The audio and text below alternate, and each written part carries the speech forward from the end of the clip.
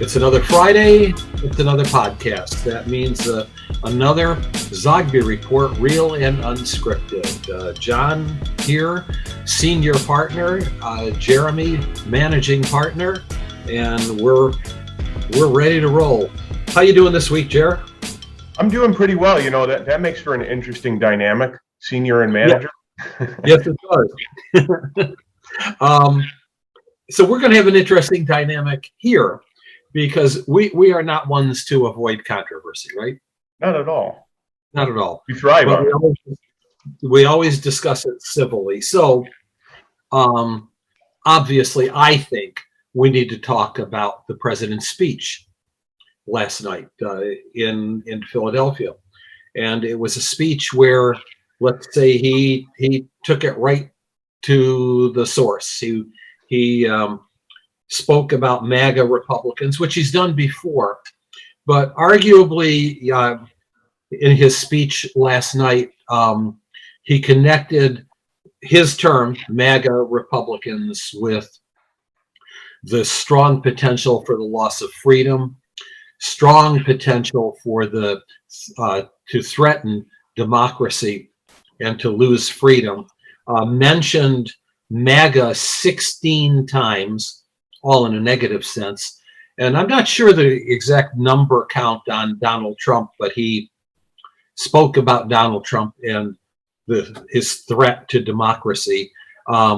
Actually, this week has actually used the fascist word, or the potential for fascism.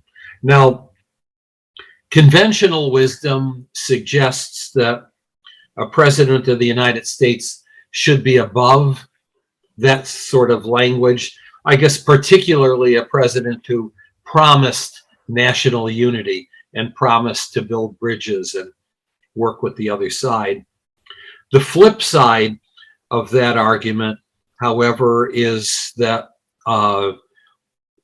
he sees a real threat, and sees not only the threat in the abstract or the esoteric, but in the kinds of candidates that that Republicans have nominated, notably in states like Georgia, Arizona in particular, and elsewhere, and sees the continuing FBI, Department of Justice saga in terms of Trump collecting documents that are highly classified and actually obstructing justice in the process. But arguably, you can make the case, and I would make the case, that the threat to our freedom is real, and that the president actually politically used a very good tactic. He's on the ascendancy right now. His numbers are going up a little bit. They're better than they were. But, and the economic news is good. Just an hour ago, more jobs created, a sign that the higher interest rates have not dampened the economic growth just yet. But back to the president's talk last night, that he sees an opportunity to rev up the base. In addition to the overturning of Roe v. Wade, in addition to some accomplishments that he can tout, to remind the other side they need to come out and vote, because the alternative to voting Democrat could be very dangerous. So I'm going to be a part of the crowd that says that what the president did was a good thing and actually a necessary thing. And so now let's hear from you. You know, I'm reminded. So earlier this week, I guest hosted the local radio show Talk of the Town, and there was a gentleman on who's an attorney, and a tax attorney and an accountant. And leading up to his, slot on the radio program, he's a local guy. the topic was going to be the IRS and the new reconciliation package. And I was just thinking to myself, my God, I could just goad this guy into a political discussion. And, you know, he really shocked me. He didn't want to get into the politics. He wanted to talk about the numbers. And I have to say, he was almost concealed, 99% concealed about his views. Obviously, he has customers. He doesn't want to upset anybody. Why do I mention that? Because he kept saying political theater. He would say, you know, behind all of the political theater. And I've heard that term before, but I have to say it's really resonated with me because that's how I feel. So you're in the camp, you think that Biden did the right thing. He did an excellent job. He's motivated his base. He's called out the threats. He's, basically shot from the hips and telling it how it is. And then there are the others who are saying, well, no, he's a threat to democracy too. And this is all in the context of political theater. And so you've got the actors on stage, you've got the crowd, right, who are watching it on the right and on the left. And I'm the guy who refused to go to the ticket booth and pay and say, let me just watch from the furthest possible row just to get a peek at what's going on here. Personally, I watched it. And the first thing that struck me as very troubling was, and look, make no mistake about it, presentation is real. And the symbolism of presentation is very powerful. These are not just, happenstance things or, oh, it just happened. The backdrop was crimson red and dark. And that was frightening, first of all. And the projection, the psychological projection of everything that Biden and his Democrats claim the MAGA Republicans for doing, many of it they've done themselves over the past several years. So I don't think the speech was jackboot fascist, but I think it was chilling. And I don't think it was, if you look at the headlines, especially from the right, you'll think, well, civil war was just declared. I don't think it was that overt, but I do see a step towards possibly in the future political violence if this rhetoric continues, because the fact of the matter is, and this is very sly on his part, to say MAGA Republicans gives the illusion that, well, there's still that moderate wing of the Republicans, yet whatever the numbers is, let's say conservatively today, this moment, that there are only 50 million Trump voters left who would vote for Trump if the election were held today, and that he lost 25 million. You still have conservatively 50 million Americans that he is targeting, putting a target on their back, saying that they are destroying the country and basically relinquishing all responsibility from the Democrats and from Joe Biden and blaming it on them. And listen, that is the name of the game of political theater, and that's the name of the game of demagogues. That's what they do. That's, unfortunately, I'm too realistic to understand that Joe Biden wasn't going to do the opposite. I'll say one more thing. Being in that back row that I'm at amidst all this political theater also allows me to see that, look, you're going to argue about the Bush family, the Clinton family, the Biden family, the Trump family, and you're going to say, well, my guy is better, is tantamount to saying my criminal family is better. And I'm not buying it.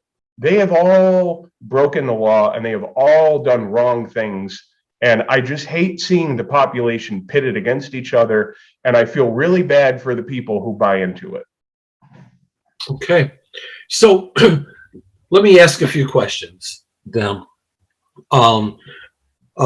Just picking up on what you said, but taking just a side road before we get into the crux of it. Lindsey Graham, who over the years, I have always thought, despite my personal disagreements with him, it has always been, I thought, a thoughtful, kind of independent character. But saying the early part of this week that there will be rioting in the streets if Donald Trump is indicted or prosecuted. Was that a judicious thing for Senator Graham to say? Could he have put it better? He backtracked a little bit from it. I mean, he said, hey, I'm not encouraging violence, but was that a good thing to do? You know, I don't know. I can only say what I agree with.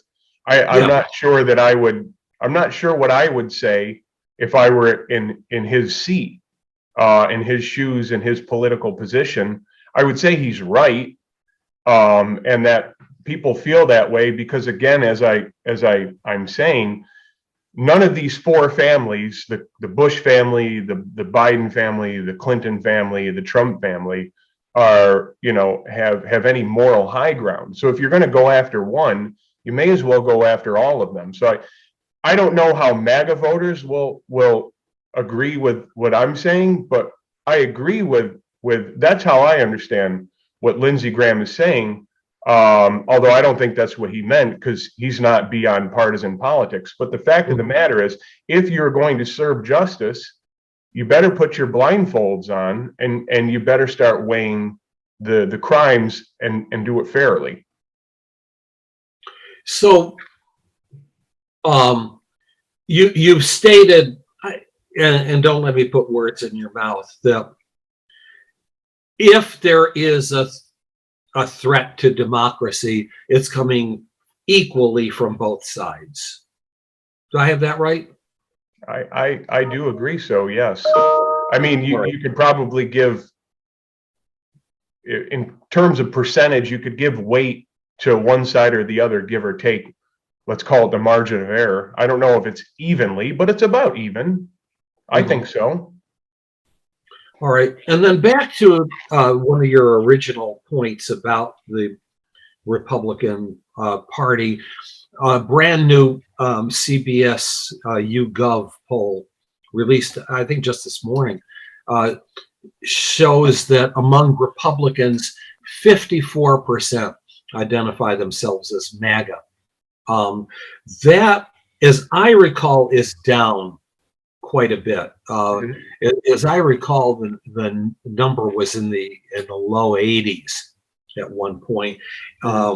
In either of that 54%, I think you can still maintain that Donald Trump has captivated the bulk of the party, but in any event, has the Republican Party itself enabled the threats to the electoral process, the style of ultra-conservative politics that is obstructionist? These are my words.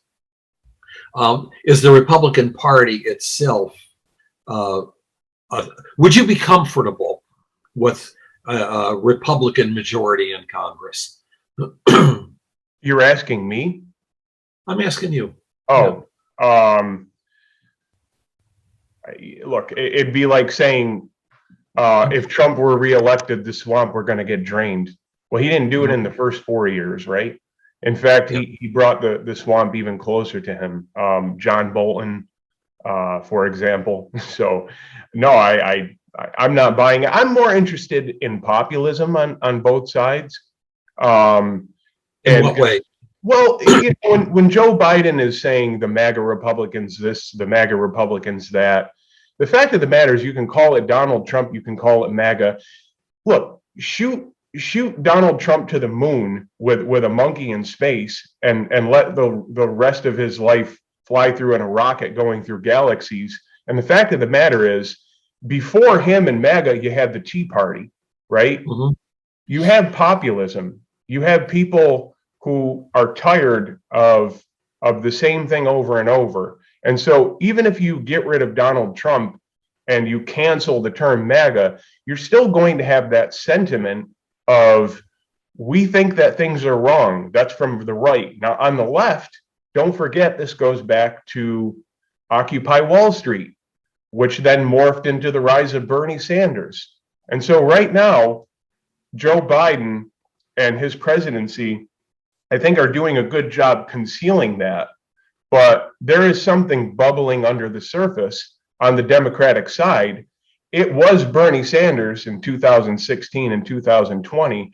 I don't know who it's going to be in 2024, but make no mistake about it, at some point, somebody from the left is going to pick up that sentiment from tens of millions of people that, from the left's perspective, things are very wrong. And so when you see the establishment wings of both parties blaming each other, I think they're altogether missing out on this reality that everyday Americans are fed up, and what Biden is doing isn't going to push things forward. All right, so let's pick up then on another point, and that is what I mentioned, today's jobs report. So 317,000 new jobs, which is impressive. It's not the 500,000 plus jobs of last month, but it's the first month that experienced a substantial increase in interest rates, and the had been a projected fear that we'd begin to start seeing a slowdown in economic growth. Is that, at least for now? I mean, I'm working on a one paragraph clip that I saw.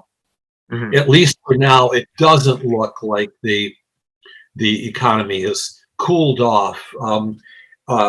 First of all, from your vantage point, is this a good thing for the economy? And secondly, politically, here we are, September 2nd, getting very close now to November 8th.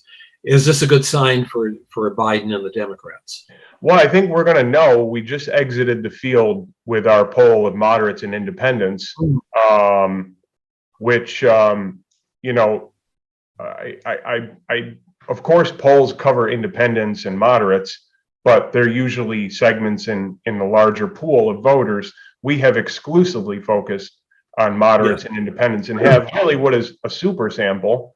And so we have to dive through that data, and I think that's going to be the real sense of what's the direction of the country regarding the economy. One of the questions we asked was, of course, the top issue in a list of 10, but then among those who choose abortion and inflation as top two issues, they specifically get the question, which is more important, abortion or inflation? And coming from the moderate perspective and coming from the independent perspective, that's going to be very telling. There are a whole host of other questions, but I mean, to get to your question, as far as, is it a good thing? I mean, of course, we want more jobs. The question is what is the quality of jobs? Are they full time? Are they temp jobs? More than likely, these job reports, this is my understanding, are made up of a lot of temp jobs and part-time temp jobs that don't have benefits. That's my understanding. Correct me if I'm wrong. But you look to Jackson Hole, what just commenced last week, and there was a cloud of darkness coming from the Bank of Korea, the Bank of Japan, the Bank of England, and the Federal Reserve. And there's just that general sentiment, even now among the top, that there's a rocky road ahead. Of course, we have a survey. I can't talk about it yet, but it is of high-level people in the world of manufacturing. And when that releases, I'll talk about the sentiment coming from high-level folks regarding whether there's a looming recession or not. But the fact of the matter is, additional jobs, which they're always creating, right? Again, because they're temp jobs. I don't know that really moves us forward. But our poll on moderates and independents, I think, will be quite telling. Yeah, and I look forward to. I'm hoping. Well, next week, obviously, we we'll have plenty to talk about with the new poll of moderates and independents that you mentioned. You were smart enough to focus on that with a blue ribbon client, and then the other blue ribbon client that we did the high level executives survey about the impact of the impact of the supply chain, supply chain and all that. So I look forward to sharing some real data. So let's end with some. Can I ask a question? Because you asked me questions. I mean, I wish you would. I mean, getting back to the speech, I can see how one would think that it rallies support. It's the right thing to do. I guess my question is two-pronged. Do you think it has a lasting effect, number one? And number two, is it a turning point in any way regarding political language? And if so, how? In what way? You mean in terms of, say, political language, in terms of the history of campaigning, that sort of thing? The message that he sent out does that just become the greater focus and the greater hammering of the message, or is there room to pivot between now and November? This is how I see it. This is the context in which the speech happened. We have a tendency, and pundits have a tendency, to look at a first-term president and the first congressional election afterward and say it's a referendum on the president of the United States. And that's why for months now, pundits have been suggesting Biden, the Democrats, are going to take a beating. 40 seats, 35 seats, constantly being downgraded to now we're in single digit growth for Republicans in the House, Republicans probably losing the Senate. I think what's happened is that really for the first time, Democrats are going to go into this campaign as Democrats and without Joe Biden. Joe Biden is separate and apart from the fortunes of the Democrats. I think that Democrats have been able to successfully distance themselves from the fortunes of Biden and to run a campaign, their own campaign, on what they've done, their accomplishments, and the fact that Republicans in several instances, both Senate and House, have nominated candidates that are really out of the majority mainstream of the country. So I think what happens is that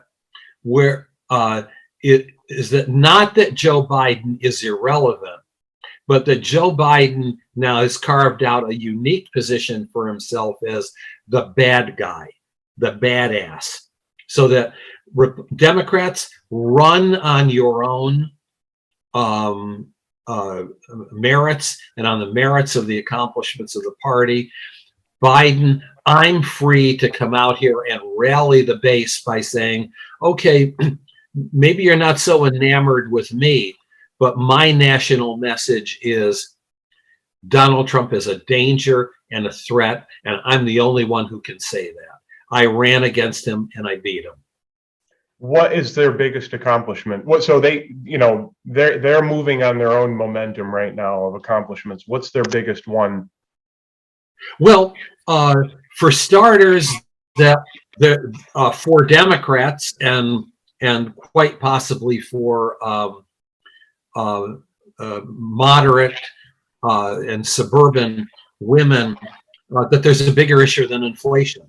So that to some degree, what inflation, while still high, when you look at gas prices and you look at wholesale prices, gas prices are down considerably. Wholesale and retail prices, the growth of inflation is down. So to some degree, less of an issue, but superseded among Democrats and among uh, moderate suburban women, it's about abortion rights.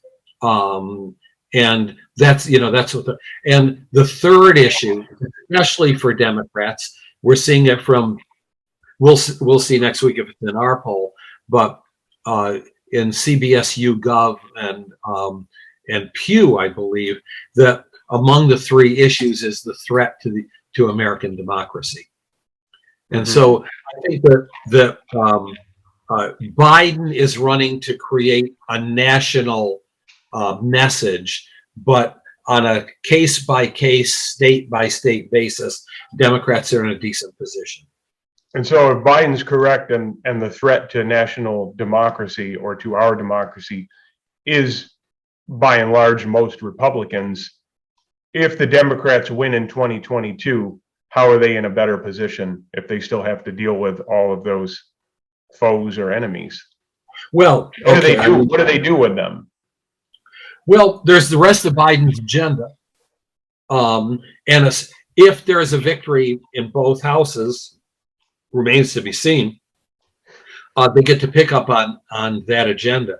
Oftentimes a president is wounded after the first 2 years and, has to limit his agenda and even focus more on foreign policy, because that's the one thing a president can really control to a great degree without Congress.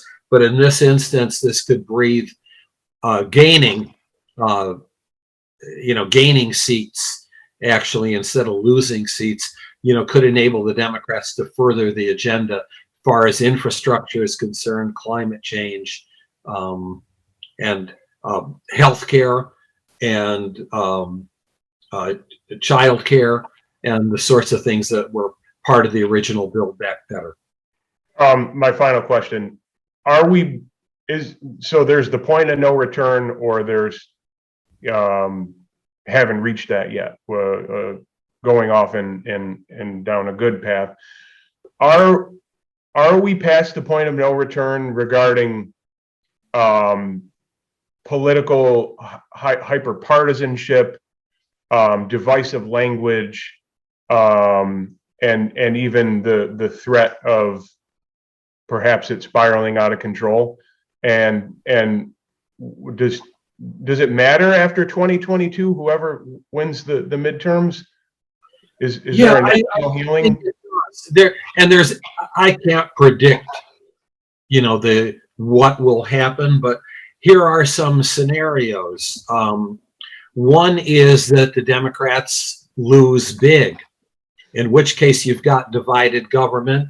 You have a Republican ascendancy. You have very little of a nothing of a Democratic agenda that passes, and a positioning them for the Republicans to win in 2024. Certainly that's one scenario. Let's take the flip side, and the flip side is the Democrats win. They win both, control of both houses. I already mentioned what the Democrats may feel unable to do, but what do the Republicans do? Is there a serious assessment that, hey, look, this disunity that we have in Republican ranks isn't going to work? What happens to people like Lisa Murkowski, for example, or Susan Collins, or some of the other so-called moderates? Do they become a moderate or independent wing in the party and say, look, we can't continue down this path?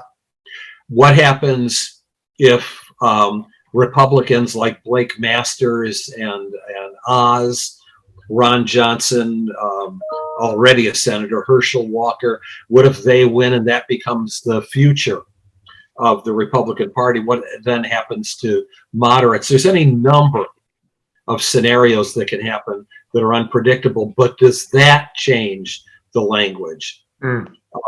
Is there an empowered moderate wing of the Republican Party that joins with a more moderate conservative wing of the Democratic Party, the Joe Manchin, Kirsten Sinemas?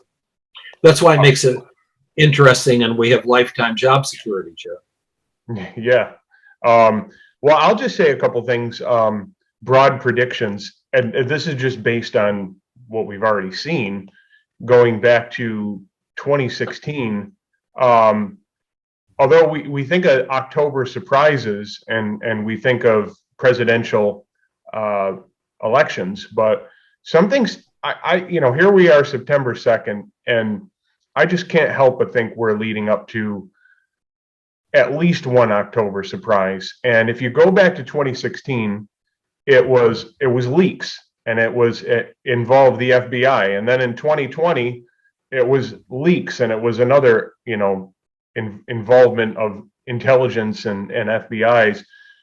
I think those things are coming back, and I wouldn't be surprised if it's leaks on both sides, against Trump and against Biden, and that it is likely to involve, in one way or another, the FBI. The other thing, and this is what happened in 2016 and 2020, were flat out rejections of, in different ways, but equally powerful, of the election results. I wouldn't be surprised if we have a state or a hotly contested congressional seat or a Senate seat that voters on one or both sides are not going to accept. So that's what's happened over the last 6 years. Why should we expect that is not going to rear its ugly head again? That's what I'm looking out for. Okay, I would like to be a whole lot more upbeat, but let's see what our poll results are. But what we do know is that a lot of those U.S. Senate races are very, very close. Even though Democrats have sort of tilted, things have tilted in their favor, we still have quite a ways to go here. Yeah, we do. Okay. Have a good week. Good day, everybody. And I'll talk to you in a few minutes. Yep. Take care. You too. Bye-bye. Bye.